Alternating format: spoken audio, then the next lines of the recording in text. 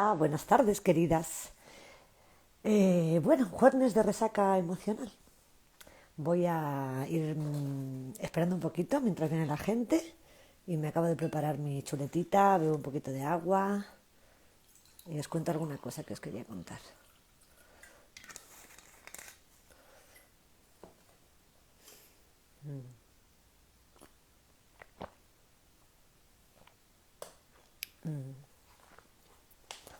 Me encanta el mensajito ese de espera, espera, no empieces, que tiene que venir la gente. Mira, ya tenemos a mi madre la primera. Hola, mamá. Eh, bueno, hoy vamos a... Hola, Vero.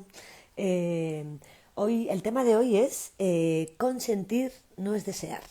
Entonces, me gustaría, bueno, voy a darle una vueltecita a este tema que va mucho más allá del sexo, aunque es lo primero que se nos viene a la cabeza.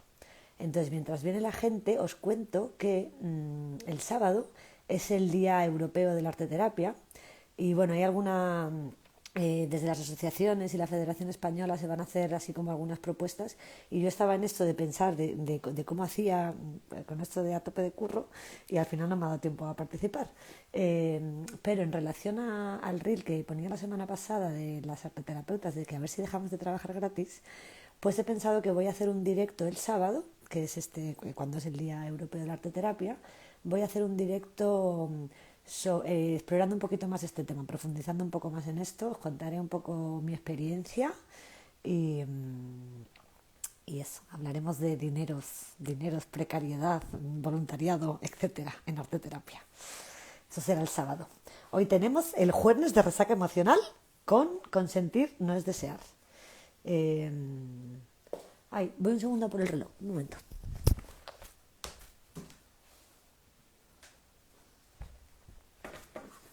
Ya estoy. Que así controlo cuánto tiempo estoy esperando a ver si viene la gente o no viene la gente. Bueno, pues nada, como me pongo nerviosa y han pasado 5 minutos casi, pues voy a empezar. Bueno, eso, el tema de hoy es consentir no es desear.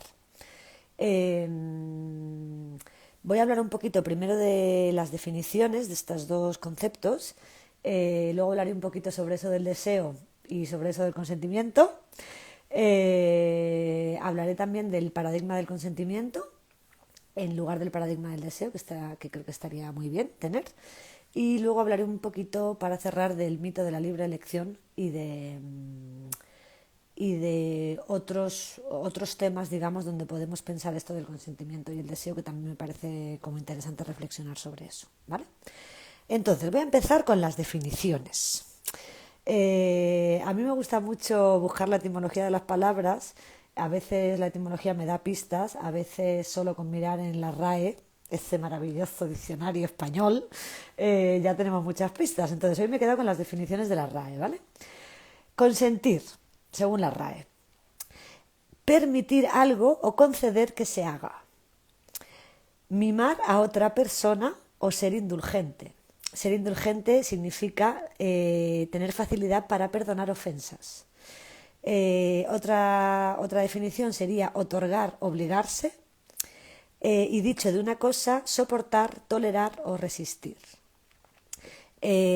Bueno, aquí, si nos damos cuenta, pues las palabras que saltan es permitir, conceder, mimar, obligarse, perdonar, soportar, tolerar, ¿no? Entonces, hola, que viene gente, bienvenida.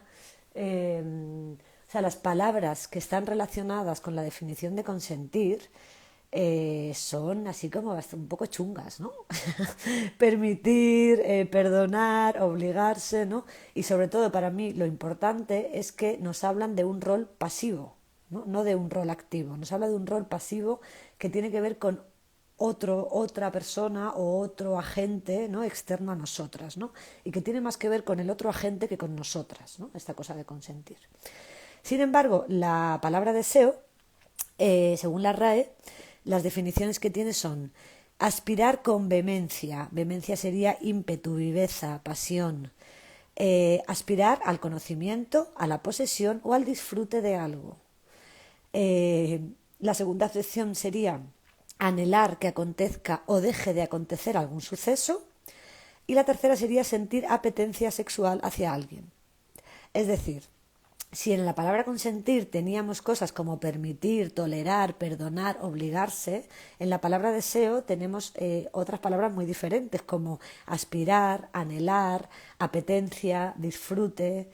Y para mí, o sea, como la clave de esto es que aquí sí que no se está hablando de nosotras, ¿no? Sí que está hablando de un rol activo de la persona que desea, ¿no? No como la persona consciente, que tiene más que ver con algo pasivo frente a otra persona o frente a otro agente, ¿no? El deseo tiene más que ver con una misma, ¿no? Conmigo, ¿no? No con otro agente, ¿no? Y eso me parece bastante significativo. Entonces, sobre eso del deseo, me gustaría aclarar que yo hablo del deseo consciente, digamos, ¿vale? Y aclaro esto porque podríamos hablar, y desde muchos enfoques, o sea, desde algunos enfoques terapéuticos, se habla más de lo inconsciente, del deseo inconsciente. El deseo es un concepto psicoanalítico como muy potente que es otra historia, ¿vale? Entonces yo no me voy a meter ahí. Yo voy a hablar del deseo consciente, ¿vale? Entonces, creo que es importante darnos cuenta, no obviar, que el deseo también forma parte de una construcción social, ¿no? Por ejemplo, yo cuando era adolescente, pues yo deseaba con toda mi alma tener unas Nike, ¿no? Eh, y por qué yo deseaba una cosa como esa, ¿no? Que ahora que a día de hoy no deseo, ¿no? O sea, quiero decir que el deseo es modificable, va cambiando a lo largo de nuestra vida y de hecho puede cambiar de un momento a otro, ¿no? También. Eh, entonces me parece interesante, ¿no? Como darnos cuenta que esta cosa de que el deseo se ha construido y de que lo que deseamos no solo tiene que ver con nosotras, ¿vale? Y aquí me vienen como dos contradicciones, ¿no? Como dos contradicciones internas con las que convivimos. Hola, las que acabáis de llegar. Eh, eh, Dos contradicciones internas con las que convivimos, ¿no? Por un lado está la contradicción entre la necesidad de autoafirmación y la necesidad de afiliación, es decir, la necesidad de ser yo misma y la necesidad de establecer vínculos. Eso influye en nuestro deseo. Y por otro lado estaría la contradicción entre la autoafirmación, de nuevo, y la autopreservación. Es decir, la necesidad de ser yo misma y la necesidad de mantenerme a salvo, ¿no? De no ponerme en riesgo. De no ponerme en riesgo físico, emocional, social, ¿vale? En un riesgo como concepto amplio, ¿vale?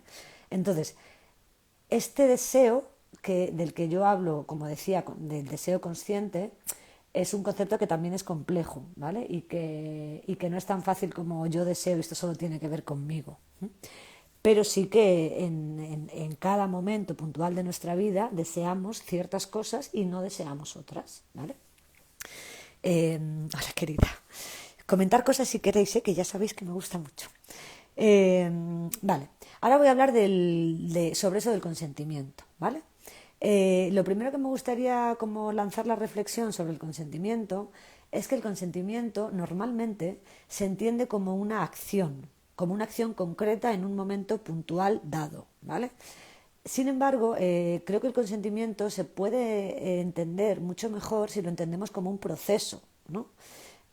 O sea, si hablamos, por ejemplo, del consentimiento informado cuando te van a hacer una intervención quirúrgica o cuando te van a hacer una prueba, ¿vale? Está el momento de firmar ese consentimiento, o sea, ese sería un acto concreto puntual. Eh, es que ahora viene lo bueno. A ver, pero no sé si habéis dicho algo antes. Bueno, ahí. Bueno, en fin, perdón, que me despisto. Vale, consentimiento como acto o como proceso. En eso del consentimiento informado, por ejemplo, como decía en una intervención quirúrgica, hay un momento concreto en que yo pongo una firma en un papel y se entiende muchas veces que el consentimiento es eso, que es poner una firma en un papel, o es decir que no, o es decir que sí en un momento dado, ¿no? Pero me parece interesante pensar en el consentimiento como un proceso, porque si lo que pensamos como un proceso, nos damos cuenta de que antes de que yo firme ese papel o no lo firme, hay todo un proceso previo. Si seguimos con el ejemplo del consentimiento informado de una operación quirúrgica, hay todo un proceso previo en que a mí me pasa algo de salud, me encuentro mal, voy a una consulta, los médicos me dicen cosas, los médicos me hacen pruebas, los médicos me comunican que ellos piensan que es una buena opción operarme, luego voy a un preoperatorio, voy a una consulta de anestesista donde me informan teóricamente, todo esto lo digo como si la consulta médica fueran maravillosas y no hubiera violencias en ellas, que también las hay, pero bueno. En teoría, pues entonces voy a la consulta de anestesista, en la consulta de anestesista me informan sobre los riesgos de la anestesia, también me han informado sobre los beneficios de la operación, etcétera. Y una vez pasado todo eso, yo voy y firmo. Y después de ir y firmar, luego pasa un tiempito, que puede ser una hora o puede ser 3 días o el tiempo que sea, en que yo voy de nuevo al hospital para que me ingresen, me pongan la anestesia y la intervención quirúrgica tenga lugar, ¿vale? Entonces, durante ese tiempo que pasa entre que yo he firmado el consentimiento y que lo que he firmado va a ocurrir, pues ahí pueden pasar muchas cosas, ¿no? Yo puedo tener dudas, puedo requerir otra vez de explicaciones, pueden pasarme cosas, ¿no? Por eso digo que el consentimiento es un proceso, cuando normalmente se entiende como un acto puntual. Eh, vale. Laura me apoya, ¿no? Es un proceso en el que puede haber muchos cambios, exacto. Esto es que me parece bastante relevante, ¿no? Y me parece que tiene muchas implicaciones el hecho de que lo entendamos solamente como un acto, ¿vale? No como proceso. Entonces, voy a hablar ahora un poquito como de los tipos legales, ¿no? Que tienen que ver con el consentimiento, ¿vale? Hay como, en teoría, como 3 tipos de consentimiento, ¿vale? Estaría el consentimiento presunto. El consentimiento presunto se define como el que se presta por los actos reiterados que revelan que estás consintiendo. Por ejemplo, si tú tienes una compañía, tienes un contrato de telefonía y vas pagando las facturas, pues ahí se entiende que tú estás consintiendo tener ese contrato, ¿no? O si tú firmas un contrato de trabajo y luego vas al curro, pues ahí se entiende que tú estás consintiendo esto, ¿vale? Esto en estos 2 ejemplos está muy bien, pero si pensamos en otros ejemplos, por ejemplo, si pensamos en violencia machista, el hecho de que una mujer haya consentido, muchas comillas pongo, que su pareja la insulte durante años, si aplicáramos este concepto de consentimiento tácito, tendríamos un problema, ¿no? Porque entonces podríamos decir, bueno, pero es que esta mujer viene aceptando esto mucho tiempo, ¿no? Entonces, ¿por qué ahora no, ¿no? O cuál no ha habido un problema, porque lo ha venido aceptando, porque esos actos han ocurrido de manera reiterada, ¿no? Vale. Luego está el consentimiento tácito. El consentimiento tácito no se deduce de actos, sino del silencio. Ojo. Por ejemplo, este tipo de consentimiento era válido antes de la última reforma de la Ley Oficial de Protección de Datos, en la cual si no me dices que sí, o sea, si no me dices que no, yo entiendo que sí. Con lo cual yo te puedo mandar una comunicación comercial y si tú no me escribes un mail activamente en que me dices, oye, mira, que no quiero que me mandes publicidad, yo antes, esto ha cambiado ahora, yo antes podía seguir mandándote publicidad porque tú no me has dicho que no, ¿vale? Voy a leeros. No es solo decir sí y dices que sí a todo. Sobre el proceso. Total, nuestro cuerpo no es nuestro, sí. Ahí, luego vamos a ir con el cuerpo. Vamos a ir con el cuerpo. Vale. Con esto del consentimiento tácito, de que si no dices que no, yo entiendo que sí, ¿vale? Os voy a contar un chascarrillo que me pasó hace unos meses con el seguro del coche, ¿vale?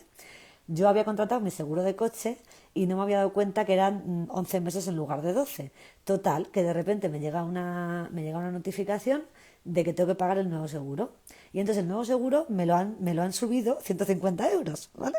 Entonces yo les digo que a mí no me interesa ese seguro, que a mí me están subiendo el seguro y que, o sea, que esto no cumple con el acuerdo que teníamos previamente, ¿no? Sino que las condiciones están cambiando, ¿no? Bueno, pues tuve un problema porque me dijeron que yo esto lo tengo que avisar con 2 meses de antelación y que soy yo la que tiene que renunciar a la no renovación de ese contrato, aunque las condiciones cambien, ¿eh? Esto sería un ejemplo de consentimiento tácito, ¿no? O sea, del silencio. Como yo no he dicho nada, pues entiende que quieres. Ojo con el silencio, adivina lo que significa. Bueno, Claro, es que, claro, como tú no has dicho nada, pues yo entiendo lo que a mí me da la gana, ¿no? Vale, el tercer tipo de consentimiento, según los tipos legales, sería el consentimiento expreso, ¿vale?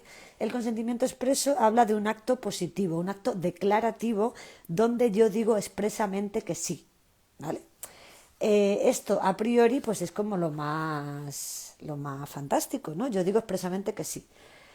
Pero aquí es donde hay que hacer una crítica, ¿no?, a esta cosita del consentimiento, de en qué condiciones y bajo qué circunstancias nosotros podemos decir expresamente que sí.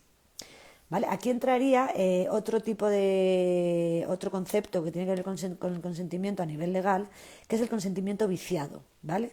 El consentimiento viciado se entiende cuando tú dices que sí a algo, cuando tú aceptas algo, aceptas, voy a volver a las definiciones, tú permites, concedes, soportas algo, porque en ese proceso ha mediado algún tipo de violencia, algún tipo de intimidación o algún tipo de coacción, ¿vale? Entonces tú estás diciendo que sí, pero no estás diciendo que sí como se supone que se tiene que decir, que es libremente, sin presiones, etcétera. Este tipo de consentimiento es posible. Bueno, yo lo he resumido como en dos motivos, ¿no? Es posible por las diferentes posiciones de poder que ocupan los agentes que están interviniendo en esa cosa de consentir algo o no. Y por otro lado, por el posible riesgo al que yo me expongo si en lugar de decir que sí, digo que no. Aquí voy a dar un paso atrás porque, bueno, un paso atrás en realidad ahora lo quería reforzar, así que me viene bien justo decirlo aquí, que con esta cosa del consentir y el desear, con esta cosa de rol pasivo y rol activo, al final consentir tiene que ver con que alguien, otra persona, quiere algo, desea algo, y tú aceptas o bueno, o pues no te importa, o no te cuesta tanto, o lo toleras, o lo aguantas, o lo sostienes, ¿no? Pero no tiene que ver con que tú quieras estar ahí. Entonces, el deseo sí tiene que ver con yo deseo esto, yo anhelo esto, ¿no? Las palabras que nos venían en la definición era yo anhelo, a mí me apetece, yo disfruto, yo aspiro a esto, ¿no? Son palabras muy diferentes. Eh, entonces, todas estas conceptualizaciones legales del consentimiento tácito, expreso, viciado, no sé qué, no sé cuántos, se quedan muy cortas porque en todo momento seguimos hablando de estos conceptos de permitir, conceder, mimar a otra persona. O sea, seguimos hablando de un rol pasivo en lugar de hablar de un rol activo, que sería el deseo, en lugar de hablar de disfrutar, de anhelar, de apetecer, ¿no? Entonces, vivimos en el paradigma del consentimiento, vivimos en un paradigma en muchos temas en que lo que se cuestiona o se pregunta o se intenta indagar es si yo he tolerado algo en lugar de si yo he deseado algo. Es decir, no importa una mierda tu rol activo, sino importa tu rol pasivo, ¿no? Importa lo que tú haces o no haces por otras personas, no por ti misma. Y eso es especialmente potente en el caso de las mujeres, que bueno, yo creo que con el directo que hablamos la semana pasada del hacer y el decidir, creo que pues, se puede complementar muy bien con lo que estoy hablando ahora. Vale, voy a beber, si queréis comentar algo, es un momento perfecto.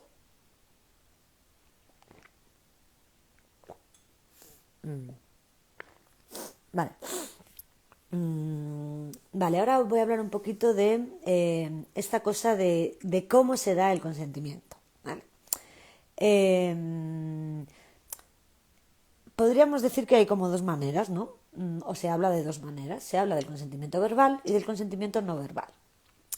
El consentimiento verbal se entiende como el válido, como el más claro, como el más inequívoco y como el más objetivo, de alguna manera, ¿no? Entonces, si yo digo no, esta famosa frase de no es no, solo sí es sí. Bueno, aquí no me voy a meter en la nueva ley y todo eso, que podríamos hablar de ella, pero no me voy a meter ahí. Eso, ¿no? Lo verbal, ¿no? Lo verbal, en una sociedad con la que vivimos, en que la palabra, los discursos tienen grandísimo poder, ¿qué pasa cuando no puedes decir? ¿Qué pasa cuando por algún motivo hay una incapacidad para decir, ¿no? Para comunicar de manera verbal? Lo primero que pasa es que se te pone en duda, ¿no? Y aquí hablaríamos directamente de salud mental, ¿no? Y con salud mental me refiero a una concepción muy amplia, ¿no? Si tú no tienes capacidad para decir, podríamos hablar, por ejemplo, de mujeres con trastorno, o sea, que están dentro del trastorno del espectro autista, podríamos hablar de mujeres con demencia, podríamos hablar de discapacidad intelectual, podríamos hablar de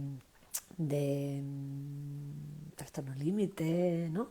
Podríamos hablar de un montón de etiquetas diagnósticas que lo que hacen es eso, es una etiqueta diagnóstica que dice, bueno, es que tú sana no estás, ¿no? Si tú no puedes decir es que tú sana no estás, ¿vale? Esto por un lado. Por otro lado, aparte, cuando se habla, o sea, cuando se da tanto valor al consentimiento verbal, se está obviando también otra parte muy importante, que es, por ejemplo, la cuestión de la disociación, ¿no? La cuestión de la disociación se resumiría así, como muy llanamente, ¿vale? En una desconexión entre la mente y el cuerpo como un mecanismo, como un mecanismo de autoprotección, ¿no? En un evento traumático, ¿no? Si yo estoy viviendo algo profundamente traumático, pues entonces mi cuerpo, que está sufriendo mucho daño, se separa de mi mente, entonces desconecta y gracias a eso es que puedo sobrevivir a ese evento traumático, ¿no? En esas circunstancias es muy posible que yo no pueda decir nada, ¿no? Que yo esté absolutamente bloqueada y yo no pueda comunicar de manera verbal absolutamente nada. Entonces aquí vendríamos a la otra, a lo no verbal, ¿no? Lo no verbal. Si hablamos de dar el consentimiento de manera no verbal, aquí tenemos como un abanico mucho más amplio y mucho más rico, ¿no? Devolviendo la disociación, por ejemplo, yo estoy bloqueada, paralizada y yo no puedo decir que no.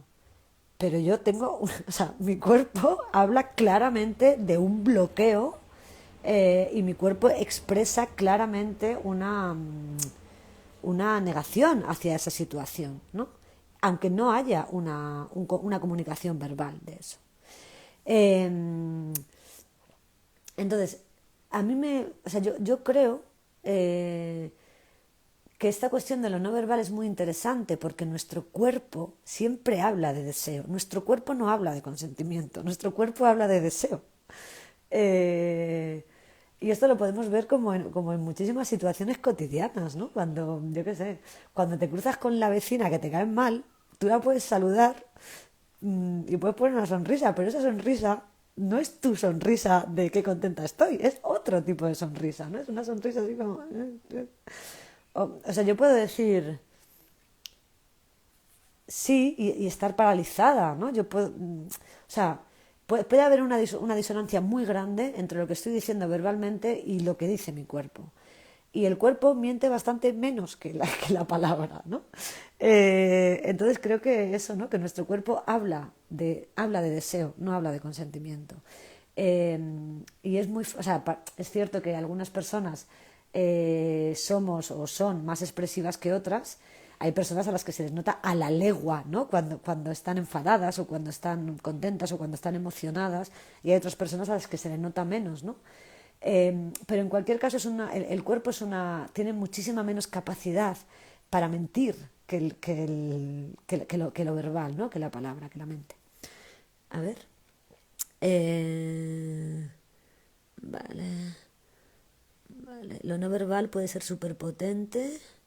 El cuerpo sabe si deseas estar ahí o no. Sí. El cuerpo lo sabe muy bien. Gracias por este apunte, Laura, porque aquí podríamos hablar, porque cuando hablamos o sea, como este tema del consentimiento siempre se habla en relación a lo sexual, aquí podríamos ver como en los dos agentes, ¿no? En los dos agentes es mi cuerpo lo sabe perfectamente y yo noto en mi cuerpo o esta cosa en la tripa, o estos dientes apretados, o esta sonrisa incómoda, o estos ojos abiertos, o estos músculos tensos, ¿no? Que yo puedo notar perfectamente, ¿no? Que a mí me están pasando cosas en el cuerpo que tienen que ver con una incomodidad. Y por otro lado está la cuestión de si la otra persona percibe eso o no, ¿vale? Aquí este es el punto que se utiliza para decir que el consentimiento tiene que ser verbal, porque la otra persona no se puede dar cuenta de lo que está diciendo nuestro cuerpo, ¿no? A mí esto me parece una patraña absoluta, o sea, quiero decir, me parece una patraña absoluta que tiene que ver con las no ganas de escuchar.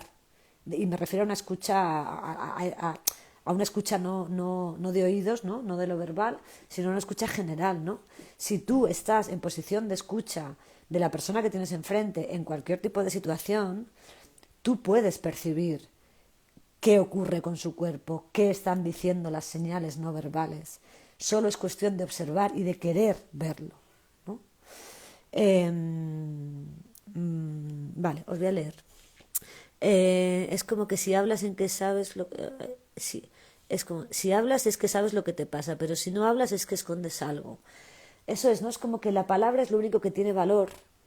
Y yo os decía esto de que el cuerpo miente mucho menos porque es mucho más fácil. O sea, cuando hay algo que no es fácil decir, pues hay cosas que no son fáciles de decir y que a lo mejor no podemos decir. Pero nuestro cuerpo sí está diciendo, ¿no?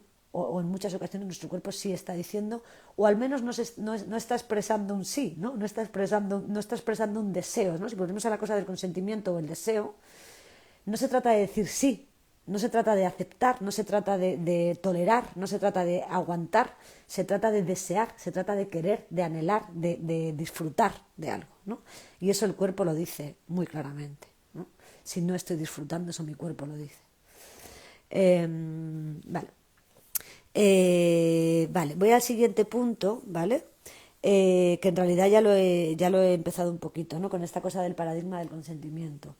Eh, Hablábamos de que a nivel legal, ¿no? A nivel, o sea, es que se entiende, no solo a nivel legal, que lo que cuenta o lo que importa o lo que vale o lo objetivo o lo bueno es el consentimiento, el consentimiento verbal, ¿no? Eh, entonces, eso a nivel legal se considera que el consentimiento es lo único a lo cual se puede atener de manera objetiva para ver si tú te propasaste, si tú me agrediste o no me agrediste, ¿no? Esto es muy curioso, porque esto solo se utiliza, o sea, esta cosa del consentimiento solo se utiliza en delitos que tienen que ver con la sexualidad. Es decir, cuando a ti te roban un móvil, cuando a ti te roban el móvil, nadie te pregunta si tú has dicho expresamente que no querías que te lo robaran. Cuando a ti te ponen o sea, cuando a ti te ponen una multa, nadie te pregunta si tú has dicho expresamente igual es un ejemplo malo. Eh, si tú has dicho expresamente que no querías dejar el coche ahí aposta, ¿no? O sea, bueno, igual, creo que eso es un ejemplo malísimo, ¿no? A ver si me ocurre otro. Eso, ¿no? Cuando te roban cuando te dan una paliza, ¿no? Cuando hay una agresión física, por ejemplo, de un hombre hacia otro hombre, ¿no? No hay la pregunta de, oye, pero usted dijo claramente que no quería que le pegara. Usted dijo claramente que no quería que le robaran el móvil, ¿no? O sea, usted expresó esto, ¿no? Hubo consentimiento, usted consintió que esto pasara. Eso solo pasa en los delitos que tienen que ver con lo sexual. Por otro lado, a nivel social, hay una cosa muy hipócrita con esta cosa del consentimiento, porque si bien se habla de que el consentimiento verbal, o sea, de que lo que cuenta es el consentimiento, a la vez se cuestiona el cuerpo, ¿no? Se cuestiona el cuerpo, se cuestiona lo previo de cómo ibas vestida, cuánto follas o no follas habitualmente. O sea, si tu vida sexual es muy activa, tu palabra no va a tener el mismo valor que si no.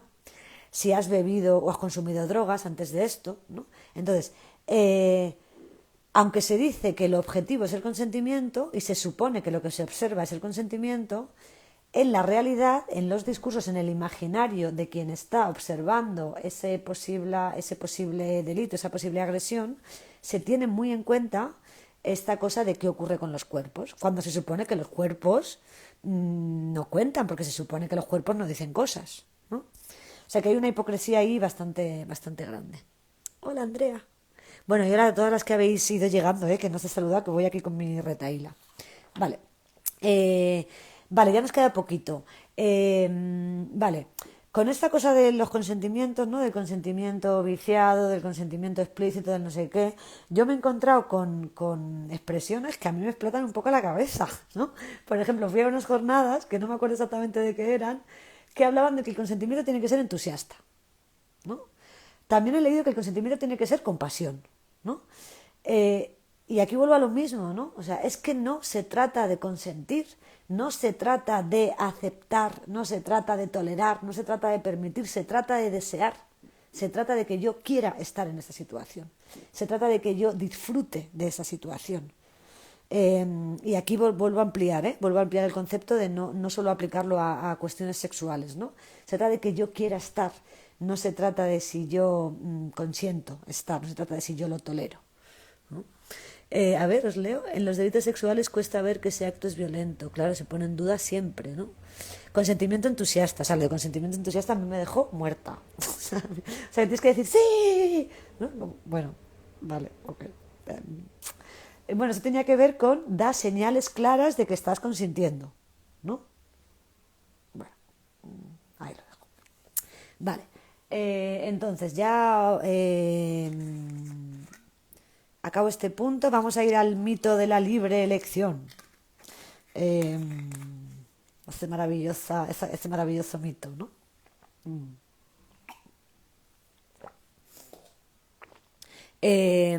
Vale, sobre el mito de la libre elección, eh, creo que lo que estuve hablando la semana pasada de esta cosa del hacer y el decidir, creo que también está, o sea, si te interesa el tema, que molaría que lo veas porque creo que puede complementar un poco esto, porque hablaba un poco de eso de cómo decidimos, ¿no? Y de cómo decidimos las mujeres, la capacidad que las mujeres tenemos para decidir, las formas en que podemos hacerlo, los espacios en que podemos hacerlo, etcétera, ¿no? Entonces, este mito de la libre elección, que se aplica a las vientres de alquiler, o sea, a la explotación reproductiva, que se aplica a la prostitución, es decir, a la violación pagada, este mito de la libre elección es un mito, ¿no? Porque no decidimos en base a nuestros deseos, sino que decidimos en base a nuestras posibilidades. Eh, es decir, no deseamos, consentimos o no, dependiendo de las posibilidades que tengamos. Y esto es muy diferente a desear, ¿no? Vale, entonces yo he apuntado así como costes que tiene nuestro deseo, ¿no? O costes que podría tener seguir nuestro deseo, ¿no? Por un lado, tenemos un coste relacional, ¿no? Es decir, podemos perder vínculos, podemos tener ausencias, ¿no? Podemos deteriorar vínculos. Esta cosa de la definición de consentir, que venía mimar a otras personas, ¿no? O sea, tolerar algo por mimar a otras personas, eso nos habla directamente de vínculos. Así que esta cosa de nuestro deseo tiene un coste relacional. Por otro lado, puede tener un coste físico o emocional. Y aquí pues podríamos hablar de la insistencia en que hagas algo que no te apetece hacer, de la manipulación para que hagas algo que no te apetece hacer, y de la violencia física directa que puede acarrear decir que no deseas algo, ¿no? Por otro lado, seguir nuestros deseos también tiene un coste social, de no encajar, de no ser válida, ¿no? Y aquí podríamos volver a mi ejemplo de yo quiero unas Nike, yo quiero mucho unas Nike, deseo mucho unas Nike. Y en ese deseo tan fuerte de mi yo adolescente, ahí tiene que ver con un coste social, con encajar, con ser aceptada, con ser válida en mi grupo de amiguitas que todas tienen Nike, ¿no? Que aquí volvemos, ¿no?, a lo que os decía al principio de esta contradicción entre ser yo misma y poder tener vínculos, o esta contradicción entre ser yo misma y poder protegerme, poder autopreservarme, poder mantenerme viva. Vale, y por otro lado, nuestros deseos también tienen un coste monetario, económico, ¿no? Y aquí solo voy a hacer el titular, ¿no?, de la feminización de la feminización de la pobreza y de cómo esto hace que las mujeres accedamos, es decir, consintamos sin deseo a prácticas que no consentiríamos si tuviéramos otras posiciones económicas. Y aquí volvemos a la explotación reproductiva o a la violación pagada, ¿no? Vale, os voy a leer que ha habido algunos comentarios. Ay, Raquel, Oli, Bonica. Si eres demasiado clase te va la olla y estás cucú. Claro, esto es lo que hablamos un poquito en la semana pasada de cómo comunicamos nuestras decisiones, ¿no? Y la violencia en las redes donde la gente estalquea de manera cobarde desde casa. No sé muy bien qué. Vamos, supongo que comentas esto, Laura, con el tema de los costes, ¿no? Con el tema de los costes de poder hacer lo que deseamos. Y sí que es verdad que en redes, por ejemplo, pues mira, en redes tiene mucho coste social el que yo aquí desde mi proyecto haga lo que me dé la gana y lo haga como yo quiera, ¿no? Me puedo exponer a muchas violencias, ¿no? Vale.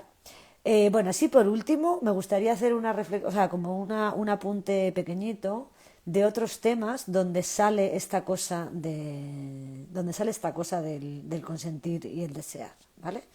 Bueno, hemos hablado muy claramente, Oli, a las que llegáis ahora nos queda poquito, luego lo vais a poder ver en diferido. Eh, vale, hemos estado hablando de la definición de consentimiento, la definición de deseo, que esto del consentimiento es una cosa pasiva, ¿no? Que tiene que ver más con otro que conmigo, que el deseo tiene que ver más con una cosa más chula, ¿no? De que me apetece, de que quiero, de que disfruto, y lo otro tiene más que ver con una cosa que tolero, que aguanto y que, bueno, que vale.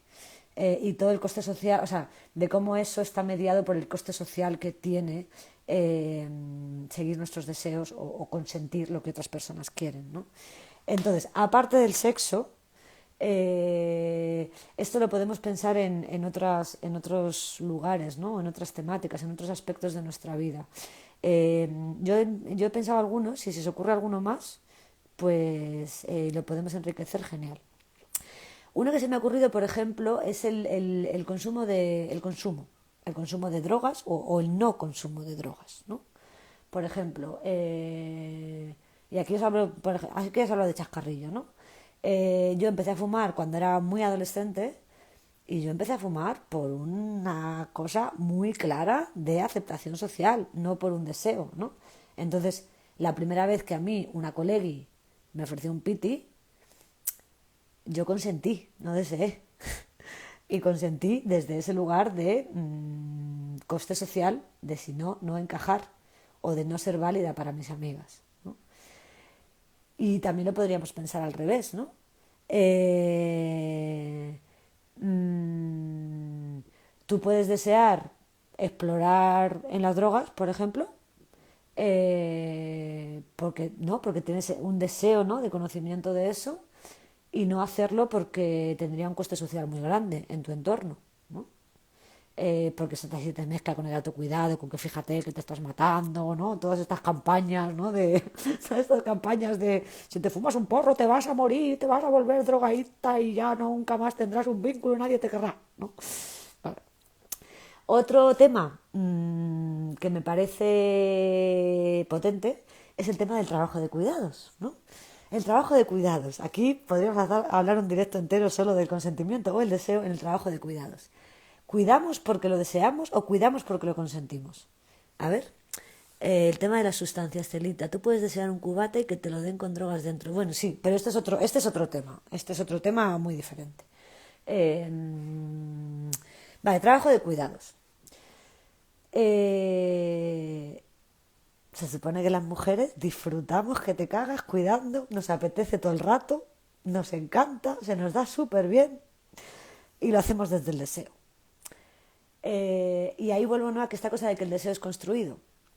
Eh, es un tema para pensar, ¿no? Si realmente consentimos cuidar, si lo hacemos por el coste relacional que tiene no hacerlo, por el coste emocional que tiene no hacerlo, por el coste social que tiene no hacerlo, o si lo hacemos porque realmente es algo que deseamos, es algo que disfrutamos, es algo que nos apetece. Aquí tendríamos tema. Otro ámbito, el empleo. El empleo. esto evidentemente es complejo también, ¿no? Pero trabajamos porque deseamos trabajar, o sea, disfrutamos de nuestro trabajo, nos apetece hacer nuestro trabajo, o simplemente lo toleramos y lo aguantamos porque no nos queda otro remedio porque tenemos que comer. Evidentemente esto no tiene una fácil solución, ¿no? Y yo creo que un trabajo, por mucho que te guste, siempre tiene una parte de, evidentemente, de que tú trabajas para comer y trabajas para ganar dinero, no trabajas porque te encanta trabajar. Pero si la sociedad fuera otra completamente diferente, que estamos muy lejos de ahí, y en lugar de eh, trabajar porque tenemos que llenar la nevera, si eso estuviera asegurado, a lo mejor en lugar de trabajar 8 horas o 40 horas a la semana, trabajaríamos menos y trabajaríamos mucho más desde el deseo y trabajaríamos de una manera muy diferente y el mundo sería muy distinto, ¿no? Aparte de todas las cosas que tenemos que consentir cuando estamos en un curro, ¿no? Que tenemos que consentir, por ejemplo, en el ámbito de la empresa, ¿no? En el ámbito de que estás contratada por una empresa, por una asociación o lo que sea, eh, pues ahí tienes que consentir muchas cosas que tú no harías, ¿no? Que tú no harías así, que tú no deseas hacer. Y en el ámbito de la consulta privada, ¿no? Del trabajo privado, del trabajo autónomo, también tú tienes que consentir cosas que tienes que manejar porque no puedes perder clientes, ¿no? O porque el coste emocional es muy grande, ¿no? O por el coste social que puedes tener, por ejemplo, aquí en redes comunicando tu manera de trabajar, ¿no? Vale, a ver, os leo. El empleo, como disfrutes trabajando, parece que lo haces para pasar el rato. Claro, eso es otra, ¿no? O sea, si nos ponemos en el deseo, parece que ya no es trabajo, ¿no? Que ahí hay como otro tema grande que también podríamos como explorar y profundizar mucho más en él, ¿no? De que si hacemos las cosas por deseo, ya, como el trabajo de cuidados, ¿no? Ahí está en relación con el trabajo de cuidados. Si cuidas porque te gusta, pues ¿para qué vas a cobrar por eso? Si es que eso lo haces porque a ti te gusta mucho, ¿no? Esa es la gran trampa del trabajo de cuidados, ¿no? Esa es la gran trampa del trabajo de cuidados. Bueno, un par más y ya con esto voy a acabar. La educación sería otro ámbito donde consentimos un montón de cosas, ¿no? Porque yo quiero formarme como tal cosa, ¿no? Y la educación está montada de tal manera que yo para poder trabajar, o sea, para poder tener un título de algo, tengo que estudiar otras millones de cosas que no me sirven para nada, que han puesto señores ahí porque han pensado que eso había que estudiarlo y que yo no deseo para nada ni aprender eso, ni entenderlo, ni ponerme en contacto con ese conocimiento, ¿no? Y sin embargo tengo que consentir pasar por algunos lugares para poder conseguir lo que deseo, que eso sea otra cosa más grande, que es un título o un trabajo posterior, ¿no? Vale. Y por último, voy a nombrar así solo un par de otros temas más sutiles donde también aparece esta cosa del deseo y el consentimiento, que sería, por ejemplo, cuánto enseño mi cuerpo, de qué manera me visto, eh, cómo habito, ¿no? Los roles de la feminidad, ¿no? Cómo habito la feminidad, si la habito desde el deseo o la habito desde el consentimiento, ¿no? Con el consentimiento me refiero aquí como una concepción amplia, ¿no? De consiento, pues ponerme en los cánones porque así me ahorro un coste social en lugar de ir como a mí me gustaría, que es, yo qué sé, con la ropa del pijama, porque iría yo estupenda en pijama, ¿no? Por poner un ejemplo tonto, ¿no? Y otra que me parece también importante es cuánto y dónde participo. Si yo participo realmente donde deseo o participo donde puedo, ¿no? Bueno, a ver, porque aquí no, a ver un momento. Bueno, sí. Eh, si hay espacios donde participo porque consiento participar, ¿no? O porque deseo participar, ¿no? Si estoy ahí porque va a tener unas implicaciones, unos costes no estar, o si lo hago porque realmente lo deseo, o al revés, ¿no? Si no estoy ahí porque va a tener unos costes que yo esté, o si no estoy porque realmente no quiero estar, ¿no? Y yo deseo hacer otra cosa, ¿no? Entonces creo que esta cuesta de dónde participo, cuánto participo, de qué manera participo, también tiene que ver con esta cuestión del consentimiento o del deseo, ¿no? Que al final no deja de ser, o sea, yo creo que como resumen del tema de hoy, yo me quedaría con esta cosa de el consentimiento tiene que ver con algo de fuera, que yo tolero, aguanto, vale, venga, sí, pero con palabras chunguis. Y el deseo tiene que ver con el disfrute, tiene que ver con el goce, tiene que ver con el anhelo, con las ganas, con la ilusión, con la pasión, ¿no? Entonces son completamente diferentes, completamente diferentes. Y todo el rato hablamos de consentimiento. Y entonces es como, estaría bien dejar de hablar de consentimiento y empezar a hablar más de deseo. En muchos temas, pero sobre todo en la cuestión sexual, porque ahí es donde tiene unas implicaciones más jodidas y más traumáticas, además. Porque todo el mundo sabemos que tenemos que trabajar y yo consiento trabajar y ya está, no pasa nada. O sea, no tengo... hay muchísima gente que no tiene un trauma por tener que consentir ir a un trabajo todos los días a las 8 de la mañana, ¿no? Pero sí hay muchísimos traumas por las cuestiones sexuales cuando están basadas en el paradigma del consentimiento en lugar del paradigma del deseo. Así que aunque se pueda aplicar a otros temas, creo que el tema más urgente donde estaría bien aplicarlo es en la cuestión de la sexualidad. Así que nada, mujeres, hasta aquí mi directo de hoy. No sé si os apetece comentar algo así antes del cierre, si me queréis mandar corazones, besitos, amores o queréis hacerme alguna pregunta sobre lo que estaba explicando. Es el momento perfecto. Mira, ha llegado ahora gentecita, pero estamos justo acabando.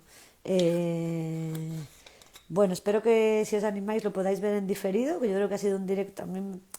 Bueno, ¿qué os voy a decir yo? Que me parece un tema interesante, que por eso lo hago. Entonces, bueno, ¿algún comentario os apetece hacer? Si no, vamos a ir cerrando. Bueno, no sé si igual hay gente que ha llegado más tarde porque yo en principio iba a empezar a las 8, pero así por temitas de conciliación pues he tenido que empezar antes y lo avisé hace un par de horitas. Qué bravísima este ratito que me he pasado hoy. Gracias por los ejemplos. Muchas gracias a ti, Raquel, por venir, bonita. Me conecté tarde, luego lo miraré completo. Interesante lo que pide escuchar. Lo que interesante lo que pude escuchar. Muchas gracias, Mari. Ay. Pues nada, bonicas, que nos vemos la semana que viene en el jueves de resaca emocional. Todavía no sé cuál va a ser el tema de la semana que viene, porque todo este septiembre hemos estado haciendo la cosa de esto no es esto, ¿no? Como así poniendo los ambivalentes. Entonces no sé, no estoy segura todavía de cuál será el tema de la semana que viene, pero seguramente será otra comparativa de esto no es esto. Melonaco grande eso del consentimiento, muchas gracias.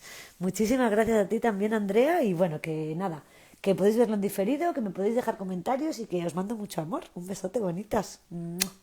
Chao, chao.